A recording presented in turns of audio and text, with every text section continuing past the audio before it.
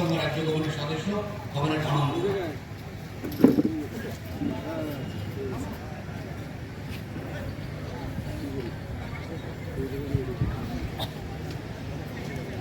আপনাদের সামনে বক্তব্য রাখবেন প্রধান যে বক্তা আমাদের জনসভা ভারতের কমিউনিস্ট পার্টি। আপনাদের আমাদের প্রার্থী কমান্ড নবদীপ্তি অধিকারী, আমার গুরুজনেরা, ভাই ও বোনেরা, ইতিমধ্যে আপনারা শুনেছেন এবং অনেকেই ভুগছেন। ভোটার তালিকার নাম করে নির্বাচন কমিশন একটা বিশাল অংশের মানুষের বিরুদ্ধে যুদ্ধ ঘোষণা করেছে। কাল পর্যন্ত যে লিস্ট বেরিয়েছে তার মধ্যে দাঁড়িয়ে অসংখ্য মানুষ ২ পরগনা, মালদা, মুর্শিদাবাদ, দিনাজপুর, এই কোচবিহার, আরো অন্যান্য জায়গায় লক্ষ লক্ষ মানুষকে ভোটার তালিকা থেকে বাদ দেওয়ার চেষ্টা করা হয়েছে। ভোটার তালিকায় প্রথম হচ্ছে না, ভোটের আগেও হয়েছে। 1952 সালে প্রথম যখন হয়েছিল তখন থেকে এখন পর্যন্ত কখনো ভোটার তালিকা নিয়ে এত ত্রাহি ত্রাহি রব হয়নি। আসল উদ্দেশ্য হচ্ছে মানুষের ভোটের অধিকার কেড়ে নাও। ছোট করে দেখলে পঞ্চায়েত নির্বাচনে, কোঅপারেটিভ নির্বাচনে, স্কুল মাদ্রাসা কমিটি নির্বাচনে তৃণমূল যেরকম গত 15 বছর ধরে মস্তান, গুন্ডা, বোমা, বন্দুক, পিস্তল দিয়ে ভোটের আগে ভয় দেখিয়েছে, বুথে ঢুকতে দেয়নি, বলেছে নমিনেশন জমা দিতে দেবো না, পোলিং এজেন্ট বসতে দেবো না, বুথের মধ্যে ভোট দিলে মেম্বার দেখছে কোথায় কে কাকে ভোট দিচ্ছে, পরে দেখে নেব। মমতা ব্যানার্জি বলেছেন ভোট তো হয়ে যাবে, ভোটের পরে আমিই থাকবো, তখন দেখে নেব। এসব শাসানি হয়েছে। বিজেপি দেখলো সেই যদি ভোটের অধিকার কাটতে হয় তাহলে এত মদ, মুরগি, মাংস, বন্দুক, পিস্তল, গুন্ডা, বদমাইশ, সিভিক, পুলিশ, এসপি, ডিএসপি, আইসি, আইজি, ডিআইজি, ডিএম, এসডিও সবাইকে ব্যবহার করে বুথে বুথে ভোটারদের ভোট অধিকার কেড়ে নেওয়ার থেকে ভালো হচ্ছে গোটা ভোটার লিস্টটাকে লুট করে নাও। ওই জন্য কেন্দ্রীয় নির্বাচন কমিশনকে দিয়ে পাইকারি হারে ভোটার পুরো তালিকাকে গায়েব করার চেষ্টা করেছে। না না, আপনার লোকজন একটু পড়ে যাচ্ছে, সাবধানে। 10 চিনি ছাড়া চা আছে?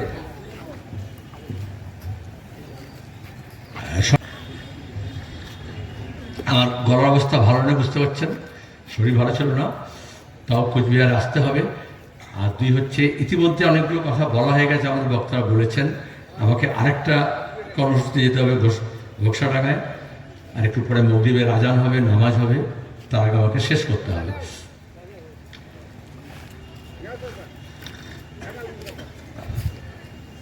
তো ভোটার তালিকা নিয়ে এই যে গন্ডগোল কেন হল? যারা বলে বামফ্রন্ট কি করেছে, আর যারা বলে মমতা কত কি করেছেন, মোদী কত কি করেছে, তার একটা প্রকৃষ্ট উদাহরণ এখানে। বললো 2002 সালে যে ভোটার লিস্টে নাম ছিল তাহলে ঠিক থাকবে। 2002 সালে কার সরকার ছিল? বামফ্রন্ট সরকার ছিল। তার মানে কেন্দ্রের সরকার, রাজ্য সরকারও স্বীকার করছে, ইলেকশন কমিশনও স্বীকার করছে যে আগে যা কাজ হয়েছিল সেগুলো ঠিকঠাক ছিল। আর এখন দিদিমণির 15 বছরে যা হয়েছে, সে শিক্ষক নিয়োগ হোক, মাদ্রাসায় হোক, স্কুলে হোক, সে অন্য কোনো চাকরির ব্যাপারে হোক, সে ঠিকাদারি হোক, কন্ট্রাক্ট হোক, এমনকি কোনো নির্মাণের কাজ হোক, ব্রিজ হোক, হাসপাতাল হোক, জলের ট্যাঙ্ক হোক, সব ঠিকঠাক হয়নি। যারা ঠিকঠাক করতে পারে না তারা ভোটার লিস্টও ঠিকঠাক করতে পারেনি। কিন্তু আমরা বলেছিলাম নির্ভুল ভোটার লিস্ট করতে হবে। কেন হলো না? এই অফিসে এত বিডিও, এসডিও, ডিএম যারা বসে চুরির টাকা সাবার করে, ঝড়ের টাকা হোক, বন্যার টাকা হোক, তৃণমূলকে লুট করতে সাহায্য করে, বালি পাচার থেকে, কয়লা পাচার থেকে, গরু পাচার থেকে, সোনা পাচার থেকে, পাথর পাচার, এই সব কাজ তোরা মিলে করে নেয়, একটা ঠিক মতো ভোটার লিস্ট করতে পারে না। তাহলে বিজেপি আর তৃণমূল মিলে একটা রেষারেষি করলো, মানুষের মনের মধ্যে একটা ভয় ঢোকানোর চেষ্টা করলো। আর তারপরে রোহিঙ্গা, বাংলাদেশি, জেহাদি, মুসলমান, মতুয়া, উদ্বাস্তু, এইসব নানান নাম দিয়ে মানুষকে ভাগ করার চেষ্টা করলো। আমরা এই জন্য প্রথম থেকে বলেছিলাম রাজনীতিতে এরকম জাত পাত, ধর্ম, বর্ণ, ভাষার ভিত্তিতে ভাগাভাগি ঠিক না। এগুলো সবার জন্য। তাহলে দিল্লিতে দক্ষিণপন্থার উত্থান হয়েছে। দক্ষিণপন্থী দল বিজেপি, আরএসএস এত মাতব্বর হতে পারত না। ওরা শাসন ক্ষমতায় আসার আগে বুঝলো যদি লাল ঝান্ডা থাকে তাহলে তো আসা যাবে না, বাংলার মাটি দুর্জয় ঘাটি। এই জন্য প্রথমে বিজেপি, তৃণমূল সবাই একসঙ্গে মিলে বলল লাল হাটাও, দেশ বাঁচাও। লাল হটলো কিন্তু দেশ বাঁচলো না। তাই দেশকে বাঁচাতে হলে আবার লাল ঝান্ডাকে মজবুত করতে হবে। সেই শপথ নিয়ে আমরা এই নির্বাচনের লড়াইয়ে নেমেছি। কেন লাল ঝান্ডাকে মজবুত করতে হবে? অনেকে বলে লাল ঝান্ডা তো দুর্বল হয়ে গেল, উঠে গেল। আসলে লাল ঝান্ডা দুর্বল হয়নি, এই মানুষের অধিকার দুর্বল হয়েছে, মানুষের ঐক্য দুর্বল হয়েছে। এই যে হরিদাসের কথা হচ্ছিল, এখানে আমি বললাম আলু চাষিদের খবর কি, গোটা রাজ্যে তো ত্রাহি ত্রাহি রব, আলুর দাম পাচ্ছে না। অথচ যখন সার কিনছে, দিল্লি সরকার এমন ব্যবস্থা করে দিচ্ছে বেশি দামে সার বিক্রি হবে, সারের দাম বাড়ানো হয়েছে। আর অন্যদিকে এখানে যখন সারের দরকার হয় তখন কালোবাজারি হবে। যা যা কিনবেন, বীজ কিনুন, কীটনাশক কিনুন, যে কোনো ফসলের জন্য সেগুলোর দাম বেড়ে গেছে। আপনি যা কিনবেন তার দাম বেড়ে গেছে, সে ওষুধ হোক, আর সে যাতায়াতের জন্য ডিজেল হোক, আর বাসের ভাড়া হোক। আর আপনি যা বেচবেন তার দাম পাবেন না। এইটাকে বলে শোষণ। তাহলে দক্ষিণপন্থা উত্থান এই জন্য হয়েছিল যাতে আদানি আম্বানিরা অনেক বেশি করে মুনাফা করতে পারে। এই মুনাফার জন্য তারা যা কিছু সব করতে চায়। এই জন্য নিজের মনের মতন এমএলএ এমপি তৈরি করেছে। আর তখন বলেছে বামপন্থীরা শূন্য। এখানে অনেকে গর্ব করে বলেছেন এই তো পঞ্চায়েতে, পুরসভায়, অ্যাসেম্বলিতে, পার্লামেন্টে বামপন্থী শূন্য। এখন ভোটার লিস্ট থেকেও মানুষের নাম শূন্য করার চেষ্টা করছে।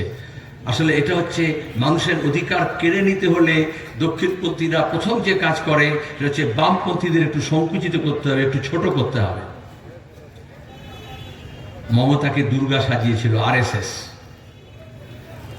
আর সেই দুর্গা সাজিয়ে বলেছিল হারমাতদেরকে এখান থেকে তাড়াতে হবে। লাল ঝান্ডা শেষ হয়নি, আমাদের পুরো তাড়াতে পারেনি। এখানে মিথ্যা মামলা হয়েছে, জেল হয়েছে, জরিমানা হয়েছে, মানুষ ঘর ছাড়া হয়েছে, নির্যাতন হয়েছে, অপমানিত হয়েছে, কিন্তু লাল ঝান্ডাকে শেষ করতে পারেনি। আর সেজন্য এসআইআর এ যখন প্রশ্ন হলো, প্রথম কাজ কি ছিল? সব দলকে ডেকে বৈঠক করা উচিত ছিল মমতা, যে দেখো একটা বিপদ আসছে, যদি মনে করে একটা বিপদ, যে কোনো বিপদ আসলে, বন্যা হলে, দাঙ্গা হলে, যুদ্ধ হলে একটা সর্বদলীয় বৈঠক ডাকতে হয়। মমতা ব্যানার্জি ডাকলেন না। ডাকার কেন দরকার ছিল? কারণ বিধানসভায় তো আমরা নেই। তাহলে বুদ্ধিটা কে দেবে? বিজেপি দেবে? বিজেপি তো এটা করছে। বিজেপি আর তৃণমূল মিলে তো এই কাজ করলো। আর জনপ্রতিনিধি যারা থাকে, এটা তাদের কাজ ছিল, কারণ তারাই মানুষের ভোট নিয়ে জিতেছিল। কিন্তু এমএলএ এমপি তারা ফেল করলো। মমতা ব্যানার্জি, মোদী এমন করে সরকার চালান, এটা এমএলএ এমপিদেরও দোষ না। তিনি সরাসরি ডিএম এসপি কে চালাবেন, সরাসরি অফিসারদেরকে চালাবেন। দেখেন না প্রশাসনিক বৈঠক ডেকে ওই বলে আমি হোয়াটসঅ্যাপ করে দিই, SMS করে দিই। তাহলে থানার আইসি থেকে একেবারে ডিজি পর্যন্ত মমতার পেছন পেছন ঘুরবে, অভিষেকের পেছন পেছন ঘুরবে। তাহলে ওরা মানুষের কাজ কিভাবে করবে? বামফ্রন্ট যখন ছিল, জেলা পরিষদ, পঞ্চায়েত, মানে সরকারি অফিসাররা নির্বাচিত জনপ্রতিনিধির কথা শুনে কাজ করবেন।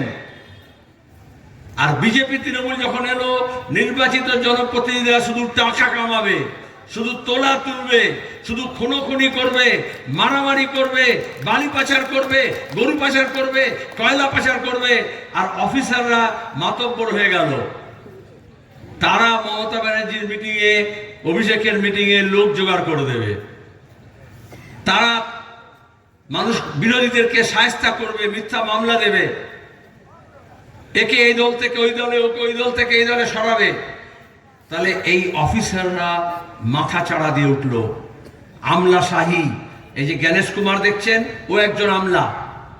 এই যে ডিজিপি, যে চিট ফান্ডের টাকা চুরির মমতার সব সাক্ষী সভা প্রকাশ করেছিল, রাজীব কুমার, বিজেপি যাকে ধরার জন্য নাটক করছিল, এখন সে ডিজিপি থেকে শেষ হলো, আর সঙ্গে সঙ্গে উর্দি ছেড়ে দিয়ে তৃণমূলের ঝান্ডা নিয়ে রাজ্যসভার মেম্বার হয়ে গেল।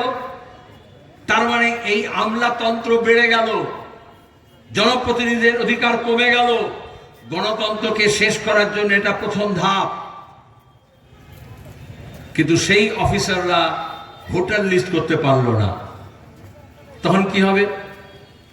তখন বলল বিচারালয় ঠিক করবে, ন্যায়ালয় ঠিক করবে।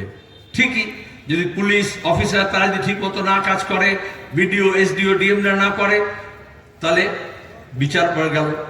আচ্ছা, বিচারালয়ে কোর্টে হাজার হাজার মামলা থাকে, এই তো উকিল বসে আছেন, কিন্তু কত মামলা কতদিন তারিখ পড়ে। মহকুমা থেকে সুপ্রিম কোর্ট পর্যন্ত আদালতে দিনের পর দিন মানুষ অপেক্ষা করে একটা রায় পাওয়ার জন্য। এই যে জাস্টিস ফর আরজিকর আমরা বললাম, আরজিকরের বাচ্চা ডাক্তার মেয়েটাকে গণধর্ষণ করে খুন করলো, আনিসকারকে খুন করলো, মাহিদুল মিত্রাকে খুন করলো। এই যে প্রতিদিন মহিলা নির্যাতন হচ্ছে, ধর্ষণ হচ্ছে, তাহলে তার বিচার হচ্ছে না। যে আদালত এই অপরাধের বিচার করলো না, সেই আদালত রাতারাতি 60 লক্ষ মানুষকে বিচারাধীন করে দিল, আর বিচার দিয়ে দিল এত তাড়াতাড়ি।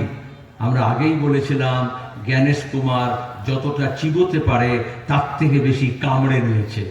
এখন হয় তাকে ওগড়াতে হবে, বমি করতে হবে, কারণ গিলতে পারবে না। গোটা গণতন্ত্রকে গিলে খাওয়ার চেষ্টা করেছিল। এখনো সময় আছে। এই মমতা ব্যানার্জি নাটক করে বলেছিলেন আমার মৃতদেহের উপরে এসআইআর হবে। এসআইআর হবে না বলেছিলেন না? তারপর তো হলো।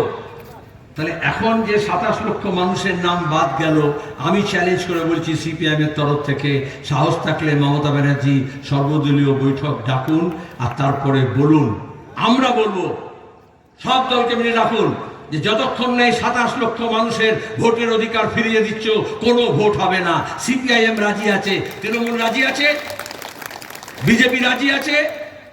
মানুষের অধিকারের জন্য শেষ পর্যন্ত বামপন্থা লাল ঝান্ডা লড়তে পারে। আর এই জন্য যারা মানুষের অধিকার কাড়বে বলে ঠিক করেছিল, তারা আগেই বলেছিল লাল হাঁটাও, কারণ লাল ঝান্ডা দুর্বল হয়ে গেলে আলু কৃষক তার আলুর দাম পাবে না, সবজি চাষি তার সবজির দাম পাবে না, বেকার ছেলেমেয়েরা তার কাজ পাবে না, স্কুলে পড়াশোনার অধিকার উঠে যাবে, মাস্টার থাকবে না, স্কুল কলেজ বন্ধ হয়ে যাবে, স্বাস্থ্যকেন্দ্র হাসপাতাল থাকবে, সেখানে ডাক্তার থাকবে না, চিকিৎসার অধিকার পাবে না। এই লুটতন্ত্রের বিরুদ্ধে লড়াই।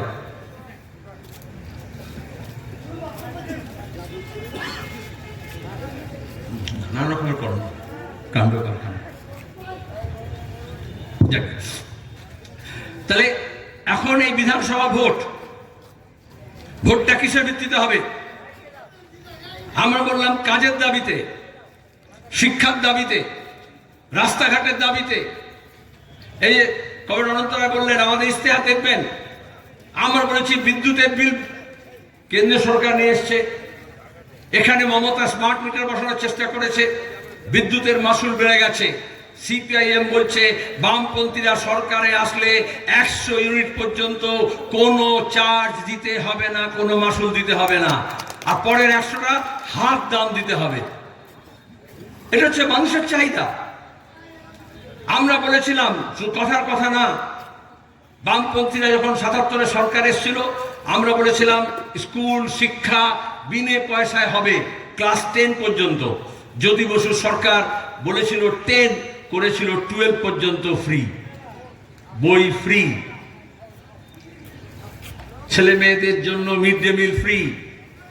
আর আজকে দাঁড়িয়ে যখন শিক্ষার প্রসার হলো যে রাজ্যে, আমরা বললাম 100% ছেলে মেয়ে যারা স্কুলে যাওয়ার বয়স আছে, তারা কেউ স্কুলের বাইরে থাকবে না, সবাই স্কুলের ভেতরে আসবে। আর এখন স্কুল বন্ধ হচ্ছে, বিজেপি করছে হাজার হাজার, মমতা করছেন হাজার হাজার। মাদ্রাসা বন্ধ হচ্ছে, স্কুলও বন্ধ হচ্ছে। মাঝখানে শুভেন্দু তৃণমূল থেকে বেরিয়ে এসে বলছে স্কুল আলাদা, মাদ্রাসা আলাদা, হিন্দু আলাদা, মুসলমান আলাদা হয়ে যাও, মন্দির আলাদা, মসজিদ আলাদা হয়ে যাও। তাহলে কি করবে? মন্দির মসজিদে লড়াই হবে, মাদ্রাসা স্কুলে লড়াই হবে, হিন্দু মুসলমানের লড়াই হবে। তাহলে যারা স্কুল বেচে দিচ্ছে তাদের বিরুদ্ধে লড়াই হবে না। তাহলে যারা শিক্ষা তুলে দিচ্ছে তাদের বিরুদ্ধে লড়াই হবে না। তাহলে যারা শিক্ষক নিয়োগে দুর্নীতি করে, যে শিক্ষামন্ত্রীর খাটের তলা থেকে আর বান্ধবীর ঘর থেকে টাকা বেরোলো, তার বিচার হবে না। বিচার কাদের হবে?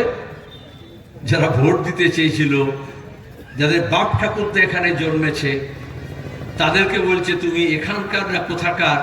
যে মেয়েগুলো বিয়ে হয়ে এক জায়গা থেকে অন্য জায়গায় গেছে, বলছে শুধু তোমার বরের পরিচয় আর শ্বশুরবাড়ির পরিচয় হলে হবে না, তোমাকে তোমার বাপের বাড়ির পরিচয়ের সব কাগজপত্র নিয়ে আসতে হবে। তাই ভাবুন, এটাকে বলে হিন্দিতে উল্টি নগরী চৌপট রাজ। বিচারাধীন হওয়ার কথা ছিল যারা চিট ফান্ডের টাকা খেয়েছে, যারা নারদা কাণ্ডের সময় বান্ডিল বান্ডিল টাকা নিয়েছে, টেলিভিশনে দেখা গেছে। যাদের যে মন্ত্রীদের ঘর থেকে টাকা বেরিয়েছে, গোনার জন্য গোনার মেশিন নিয়ে আসতে হয়েছে, 2 দিন 3 দিন ধরে গুনেছে, হাতে গুনে শেষ করা যাবে না, এত টাকা বেরিয়েছে। তারা সব বিচারের বাইরে। আর আমাকে আপনাকে বলছে তোমার নামের বানান ভুল হয়েছে, সুতরাং তোমাকে বিচার করতে হবে। কোন দেশে কোন নিয়ম চলছে? আর সেইটাকে চালু করার জন্য বলছে আরে হিন্দুর নাম তো রেখেছি, মুসলমানের নাম বাদ দিয়েছি। আরে এখানকার মানুষকে তো রেখেছি, পূর্ব বাংলা থেকে যারা এসছে তাদের নাম বাদ দিয়েছি। আরে পুরুষের নাম তো রেখেছি, মহিলার নাম বাদ করে রেখেছি। এইগুলোকে বলে বিভাজনের রাজনীতি। যখন মানুষের অধিকার কাড়ে তখন মানুষকে আলাদা আলাদা দ্বীপে পাঠিয়ে দেয়, জাত পাত ধর্ম বর্ণের নামে মানুষকে ভাগ করে। এই কোচবিহারের মানুষ দেখেছেন, রাজবংশীর নামে, গিটার কোচের নামে, আদিবাসীর নামে, তপশিলীর নামে, মতুয়ার নামে, উদ্বাস্তুর নামে, মুসলমানের নামে, ভাটিয়ার নামে ভাগ তো করা হয়েছে। কিন্তু যখন আলু চাষি আলুর দাম পায় না, তখন যখন লড়তে হবে, এটা তো এরকম হয় না যে এই আলু চাষি দাম পেল আর ওই আলু চাষি দাম পাবে না। সারের দাম যখন বেড়ে যায়, আরে ইরানের যুদ্ধে 2 দিনে গ্যাসের দাম যখন বেড়ে গেল, তখন তো এরকম নয় যে মুসলমানের জন্য গ্যাসের দাম বেড়ে গেল আর হিন্দু ভাইদের জন্য মুসলমান দাম কমিয়ে দিয়েছে মোদি ভাই, এরকম তো হয় না। তাহলে লড়তে হলে একসঙ্গে লড়তে হয়। আর যারা লুট করছে তারা চায় না মানুষ একসঙ্গে হোক, এই জন্য মানুষকে ভাগ করে দেয়। আমরা এই জন্য বিভাজনের রাজনীতির বিরুদ্ধে। বামপন্থী মানে হচ্ছে মিড ডে মিলের খাবার যদি স্কুলের ছেলেমেয়েরা পায় তাহলে মাদ্রাসার ছেলেমেয়েরাও পাবে। যদি আপনি মানুষকে মানুষ মনে করেন তাহলে মাদ্রাসা আলাদা, স্কুল আলাদা, এটা আপনারা বলতে পারবেন না। এটাই তো করা হচ্ছে গোটা দেশের রাজনীতিতে। মমতা ব্যানার্জি বলেছিলেন মুসলমানদের জন্য আলাদা মেডিকেল কলেজ চালু করে দেবো। অনেক মুসলমান বললো হা কি, আরে মেডিকেল কলেজ হিন্দু মুসলমানের নামে হয় না। হাসপাতালে চিকিৎসা করতে হলে কেউ জিজ্ঞেস করে না। ব্লাড ব্যাংকে এখন রক্ত দিতে যায়, ব্লাড গ্রুপ জিজ্ঞেস করে, হিন্দুর রক্ত না মুসলমানের রক্ত, খ্রিস্টানের রক্ত না শিখের রক্ত, সেটা বাদ বিচার করা হয় না। এটাই বিজ্ঞান। তাহলে 15 বছর পরে মানুষ বুঝেছে ধোঁকা দিয়েছেন। মুসলমান ভাইয়েরা এখন ওয়াকফ সম্পত্তি যখন মমতা ব্যানার্জি চুপি সারে মোদির খাতায় ঢুকিয়ে দিলেন, অভিষেক ব্যানার্জিকে জেলের খানা যাতে খেতে না হয়, জেল থেকে বাইরে রাখার জন্য, যেদিন কাকুর গলার স্বর মিলে গেল, শিক্ষক নিয়োগের দুর্নীতির টাকা অভিষেক ব্যানার্জির অ্যাকাউন্টে ঢুকেছে প্রমাণ হয়ে গেল, মমতা ব্যানার্জি বললেন তুমি খান কাটতে যাও জমি, মাজারের জমি, মসজিদের জমি, কবরস্থানের জমি, ওয়াকফের জমি, মোদি ভাই সব নিয়ে নাও, কিন্তু আমার ভাইফোঁটাকে ছেড়ে বাইরে রেখে দাও। ওবিসিএ রঙ্গনাথ মিশ্র কমিশনের পরে তার রিপোর্ট অনুযায়ী বামফ্রন্ট সরকার 10% এবং 7%, 17% ওবিসি এ, ওবিসি বি এর আমরা রিজার্ভেশন চালু করেছিলাম, যাতে উচ্চশিক্ষায়, যাতে চাকরিতে পিছিয়ে পড়ারা, অনগ্রসররা যাতে সুযোগ পায়। মমতা ব্যানার্জি বললেন আমি এর থেকে ভালো ব্যবস্থা করে দেবো।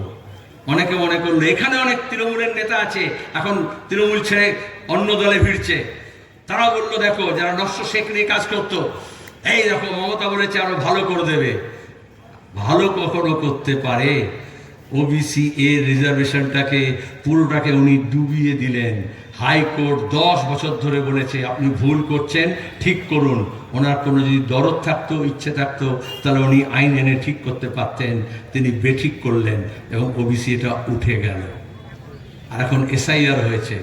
এখন এবার মুর্শিদাবাদে গেছি, কালকে কোচবিহারে গেছিলাম, ওখানে আমাদের আকিক দাঁড়িয়েছে, নাটাবাড়িতে মিটিং করতে গেছিলাম। একজন মানুষ এসে বলছেন, দাড়িওয়ালা মুসলমান ভাই আমাকে ওকে বলছেন, ভাই আপনি একদম ঠিক কথা বলেছেন, আমাদেরই বুঝতে ভুল হয়েছিল। আপনার শুধু ভুল হয়নি, উনি তো ভুল বোঝানোর জন্য এমনি এমনি আসেননি। মমতাকে RSS দুর্গা সাজিয়েছিল, কিন্তু উনি যখন মুসলমানের পাড়ায় এসছেন তখন ইফতার পার্টি নিয়ে এসছেন। তখন তিনি সিদ্দিকুল্লাহ চৌধুরী, ইমাম বরকতিকে পাশে বসিয়ে একেবারে আঁচলকে নিয়ে, একেবারে মায়াবনেরা যখন অজু করার পরে যেরকম কানের পাশ দিয়ে নিয়ে যায় আঁচলকে, যাতে চুল না বাইরে বেরিয়ে যায়, অজু ভেঙে যাবে, ওইরকম মনে হবে না যে মোনাজাত করতে উঠেছেন, না বক্তৃতা করতে উঠেছেন। তারপর মাঝে মধ্যে ইনশাআল্লাহ, মাশাআল্লাহ, সুবহানাল্লাহ বলতেন। এখন আর গত 5 বছর ধরে বলেন না, হাসছেন, শুনেছেন আগে ওনার মুখে, এখন আর শোনেন। তাহলে বুঝতে ওটা নাটক ছিল। যে সত্যি বিশ্বাস করতেন তা তো এখনো বলতেন, তখনও বলতেন, এখনো বলতেন। এটাকে বলে নাটক। এটা ধর্ম না। ধর্মকে ব্যবহার করা, ধর্মবিশ্বাসী মানুষকে ধোঁকা দেওয়া। আর তখন যখন আমরা বলতাম উনি ধোঁকা দিচ্ছেন, বলে সেলিম ভাই এরকম বলবেন না, ইনি দেশের নেত্রী না, একেবারে সাক্ষাৎ আসমান থেকে ফেরেশতা হিসেবে নেমে এসছেন। আমি বললাম দেখুন ভাই, হাদিসে লেখা আছে অনেক সময় শয়তান ফেরেববাজি করার জন্য ওই রকম ভেগ ধরে আসে, নকল ভেগ ধরে আসে। তারপরে সেই ভেগটা তো এখন খুলে গেছে। এসআইআরে ভোট কাটা গেছে, হাজার হাজার মানুষ প্রতিদিন যাবে, ট্রাইব্যুনালের কাছে যাবে না, ভিড় করে যাচ্ছে। আরে তার তো সব চলে গেল, তার নাগরিকতা চলে গেল। সে যে মানুষ, সে যে জীবিত, সে যে এই দেশের লোক, সেটা বুঝবে কি করে? আপনি যাকে বলেন সেখানে কোনো হাঙ্গামা হয়নি, ঘেরাও করে রেখেছিল। আর মমতা ব্যানার্জি তাড়াতাড়ি দিল্লিকে সন্তুষ্ট করার জন্য ওই মোফাক্কেলকে, অ্যাডভোকেটকে আর সাংবাদিক বাগানিকে গ্রেফতার করে বললেন এই দেখো গ্রেফতার করে যাওয়া। মনে আছে ওয়াকাফের সময় বলেছিলেন ওই মুর্শিদাবাদে গিয়ে শামশেরগঞ্জের দাঙ্গায় 6 ঘন্টা ধরে মানুষ খুন হয়েছিল। হরগোবিন্দ দাস খুন হয়েছে, তার ছেলে চন্দন দাস খুন হয়েছে, পুলিশের গুলিতে এজাজ খুন হয়েছে, 21 বছরের জওয়ান ছেলে পরিযায়ী শ্রমিক কাজ করতে বাড়িতে ফিরেছিল কাজের পরে। 6 ঘন্টা কোনো পুলিশের দেখা নেই। আমি নিজে সেখানে কারফিউ করা সবচেয়ে প্রথমে গিয়েছিলাম। তারপরে মানুষ জানলো যে কিভাবে গাড়ি, সরকারি গাড়ি পুড়েছে কিন্তু পুলিশ পৌঁছায়নি। আর সেখানে মমতা ব্যানার্জি 2 মাস পরে গিয়ে বললেন যে ওয়াকফ নিয়ে যদি কেউ মিছিল মিটিং করেছো, প্রতিবাদ করেছো, তাহলে আমার থেকে খারাপ কেউ হবে না। পাড়ার ফুটো মস্তান যেরকম মস্তানি করে কথা বলে, মমতা ব্যানার্জি তৃণমূলের MLA MP মন্ত্রীদের বসিয়ে বলেছিলেন কোন একটা তৃণমূলের নেতার মূলধায়নে উঠে দাঁড়িয়ে বলার যে অন্যায় যদি হয় দিদি আমি তো প্রতিবাদ করতেই পারি। উনি বলেছিলেন না, কেউ প্রতিবাদ করবে না, যা করবো আমি করব, আমার উপর ভরসা রাখুন। ভরসা রাখতে পারবেন?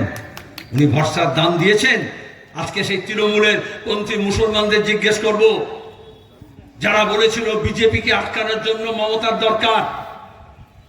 আরে যখন তৃণমূল ছিল না, 34 বছর বামফ্রন্ট সরকার ছিল, তার আগে কংগ্রেস শাসন ছিল, কোন বিজেপি ছিল এখানে, কোন RSS ছিল এখানে? তাহলে মমতা ব্যানার্জি বিজেপিকে আটকালেন না বিজেপিকে নিয়ে আসলেন? উনি প্রকাশ্যে বলেছিলেন আদানি বাজপেয়ীকে নিয়ে আসবো লাল ঝান্ডাকে শেষ করার জন্য। মমতা ব্যানার্জি আপনি শেষ হয়ে যাবেন, কিন্তু লাল ঝান্ডাকে শেষ করতে পারবেন না। কারণ বিজেপি, তৃণমূলের বিজেপির বিরুদ্ধে দিয়ে লড়তে হয়, RSS এর বিরুদ্ধে দিয়ে লড়তে হয়, ওটা রাজনৈতিক লড়াই, ওটা মতাদর্শগত লড়াই, ওটা বোধ বুদ্ধির লড়াই। প্রতিদিন আমাদের মানুষের মগজে ধর্মীয় উন্মাদনা তৈরি করার জন্য, উস্কানি তৈরি করার জন্য বীজ ঢালা হচ্ছে, ঘৃণার চাষ করা হচ্ছে, হিংসার চাষ করা হচ্ছে, একজন প্রতিবেশীর বিরুদ্ধে আর একজন প্রতিবেশীকে লেলিয়ে দেওয়া হচ্ছে। আমরা উত্তরপ্রদেশে দেখেছি, আমরা রাজস্থানে দেখেছি, আমরা গুজরাটে দেখেছি। আর লড়াই করতে হলে কেরালা দেখিয়েছে, আজ পর্যন্ত সেখানে বিজেপি আরএসএস দাঁত ফোটাতে পারেনি, এখানেও দাঁত ফোটাতে পারেনি। এই জন্য ওরা একটা ভায়া মিডিয়া করে তৃণমূল কংগ্রেস তৈরি করেছিল যে বাংলার মাটি দুর্জয় ঘাটি, সোজাসুজি হবে না, তাহলে একটা ভায়া মিডিয়া লাগবে। তাহলে মমতা ব্যানার্জি হচ্ছেন ভায়া। এরকম এখান থেকে যদি কলকাতায় বাস যায়, এখন বাস যায় না, তাহলে বাসে লিখবে যে ভায়া কুচবিহার, বা কুচবিহার থেকে যদি যায় কলকাতায় বাস, তাহলে লিখবে ভায়া শিলিগুড়ি। তাহলে আমাদের রাজ্যে বিজেপি আরএসএস এসছে ভায়া মমতা, ভায়া টিএমসি। ওই ভায়া করার জন্যই ওটাকে ভাড়া করা হয়েছিল। এইটা এখন মানুষ বুঝতে পারছেন। আপনার কুচবিহারে আপনি দেখুন, পাশে আলিপুরদুয়ারে দেখুন, জলপাইগুড়িতে দেখুন, গোটা রাজ্যে দেখুন। 5 বছর আগে যে বিজেপি এমএলএ এমপি ছিল, রাতারাতি সে তৃণমূল হয়ে গেল। যে তৃণমূল ছিল সে বিজেপিতে চলে গেল। এই যে অনন্ত মহারাজ, অনন্ত অনেক কথা বলেছে, আমার বলা উচিত নয়, তাকে মহারাজ সাজানো হলো, বিজেপি সাজালো। মমতা ব্যানার্জি তাকে বঙ্গবিভূষণ দিলেন, বিজেপি তাকে এমপি করলো। মমতা ব্যানার্জি ভোটের আগে এখন বললেন, আচ্ছা তুমি হয়তো তোমার লোকজনকে কাউকে দাও, আমি তো এমএলএ করে দেবো। বাবুল সুপ্রিয় গান গাইতো না, রানীগঞ্জে ইমাম সাহেবের মাধ্যমিক পরীক্ষার্থী ছাত্র যখন খুন হয়েছিল, ইমাম সাহেবের ছেলে, সেই ইমাম সাহেব বলেছিলেন আমি ক্ষমা করে দিলাম, তোমরা দাঙ্গা করো না। আর মমতা ব্যানার্জি বলেছিলেন বাবুল সুপ্রিয় দাঙ্গাবাজ। পরে তাকে নিয়ে এসে, যে বালিগঞ্জে থেকে বিজেপির এমএলএ ছিল প্রার্থী কালীগঞ্জে, তাকে বালিগঞ্জের এমএলএ করে মন্ত্রী করে দিলেন। এখন এই ভোটের সময় আবার এই প্রশ্ন উঠবে যে তুমি বিজেপির লোককে আরএসএসের লোককে কেন মন্ত্রী বানালে?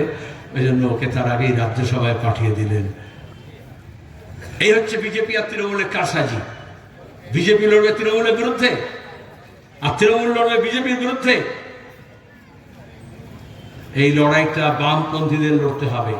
আমরা বামপন্থী বলছি, একা সিপিআইএম না, শুধু বাম ফ্রন্ট না, বাম ফ্রন্টের বাইরেও যে শক্তি আছে তাদেরকে আমরা একসঙ্গে নিয়ে লড়াই করার চেষ্টা করেছিলাম। আমরা চেয়েছি দেশটাকে বাঁচাতে। দেশ বাঁচবে না যদি বাংলা না বাঁচে, আর বাংলা বাঁচবে না যদি বাংলার মানুষের ঐক্য না বাঁচে। বাংলার শিক্ষা, বাংলার সাহিত্য, বাংলার শিল্প, বাংলার কৃষি, ব্যবসা বাণিজ্য, বাংলার ঐতিহ্যকে বাঁচাতে হবে। আর সেই কাজটা আমরা একা পারবো না, সবাইকে হাতে হাত মেলাতে হবে। সেখানে জাত পাত, ধর্ম, বর্ণ, উত্তর দক্ষিণ নির্বিশেষে সবাইকে এক কাট্টা হতে হবে। আমরা চেয়েছিলাম কংগ্রেস আসুক, হাত মেলা, কিন্তু দিল্লিতে কি কলকাঠি নাড়া হলো। কংগ্রেস বলল না, আমরা ছিলাম আগে, কিন্তু এখন এই বাংলা বাঁচাতে আপনাদের সঙ্গে থাকতে পারবো না। আলাম ঠিক আছে, ভালো। কিন্তু কংগ্রেসের যারা সমর্থক আছেন, দরদি আছেন, তাদের এটা মাথায় রাখতে হবে, আমরা কিন্তু লড়াইতে ছিলাম, আমরা লড়াইতে আছি, আমরা লড়াইতে থাকবো। আর সেই লড়াইতে আপনি সিদ্ধান্ত নেবেন। আপনার হিল্লি দিল্লির নেতারা যদি সাথ নাও দেয়, কিন্তু আপনারা পাড়ায়, গ্রামে, মহল্লায় নবদীপ্তির সাথ দিতে হবে, লাল ঝান্ডার সাথ দিতে হবে। আমরা একসঙ্গে মিলে লড়াই করতে চাই। বামফ্রন্টের বাইরে সিপিএমের লিবারেশন, নকশালপন্থীরা আলাদা হওয়ার পর থেকে এই প্রথম আমরা একসঙ্গে নির্বাচনে লড়াই করছি। তার মধ্যে আইএসএফ 30টা আসন নিয়ে বামফ্রন্টের সঙ্গে সহযোগী হিসেবে আমরা লড়াই করছি। ওরা মানুষের ঐক্য ভাঙছে। তৃণমূল একটা দল, কিন্তু দেখবেন এক গোষ্ঠী আরেক গোষ্ঠীকে খুনোখুনি করছে। বিজেপি একটা দল, একজনের প্রার্থী পছন্দ হচ্ছে না, আরেক দলে চলে যাচ্ছে, মারামারি করছে, অফিসে তালা বন্ধ করে দিয়েছে। আর আমরা এতগুলো দলের বামফ্রন্ট, তারপরে দাঁড়িয়ে বামফ্রন্টের বাইরের দলগুলো মিলে আমরা একসঙ্গে লড়ছি। যারা নিজেদের ঐক্য রাখতে পারে না, তারা বাংলার ঐক্য রাখতে পারবে না। আর যারা নিজেদের ঐক্য তৈরি করতে পারে, তারা দেশের ঐক্য তৈরি করতে পারে। এই শপথ আমাদের নিতে হবে। আর অনেক কথা আমি বলতে পারতাম, কিন্তু আগেই বলেছিলাম বেশিক্ষণ বলবো না, নামাজের সময় চলে আসছে। আমরা তো আর পরে বলতেও পারি, আমি তো এখানে এসেছিলাম, আমার মনে আছে আজ থেকে 4.5 মাস আগে খলসি বাড়িতে এসেছিলাম।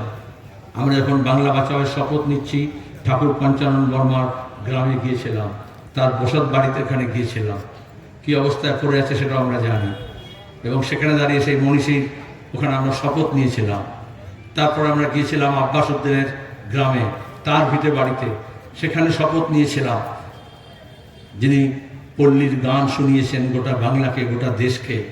তারপর আমরা শপথ নিয়েছিলাম আমাদের ইতিহাস থেকে আমাদের শক্তি সঞ্চয় করে আমাদের ভবিষ্যতের জন্য মাথা তুলে দাঁড়াতে হবে। আর সেখানে দাঁড়িয়ে শুধু একটা ভোট নয়, শুধুমাত্র একটা অ্যাসেম্বলি ইলেকশনে একটা এমএলএ নয়, আমরা চাই এই লড়াইয়ে আপনারা সবাই আপনাদের জান মাল দিয়ে যতটা পারেন সাহায্য এবং সহযোগিতা করবেন। আমরা বুদ্ধদার জন্মদিনে শপথ নিয়েছি 1 মার্চ, যে আমাদের তারই ভাষায় এ লড়াই লড়তে হবে, এ লড়াই জিততে হবে। সে লড়াইয়ে আপনারা সামিল হবেন, এই আবেদন রেখে আপনাদের সবাইকে আরেকবার অনুরোধ করছি, বামফ্রন্ট ও সহযোগীদের মনোনীত সিপিআইএমের প্রার্থী আমাদের অ্যাডভোকেট নবদীপ্তি অধিকারীকে আপনারা কাস্তে হাতে তারা চিহ্নে ভোট দিয়ে জয়ী করবেন, এবং নতুন বাংলা আমরা যে গড়ে তোলার শপথ নিয়েছি তাকে আপনারা সফল করবেন, কয়েক ধাপ এগিয়ে নিয়ে যাবেন, এই আবেদন রাখছি। ইনকলাব।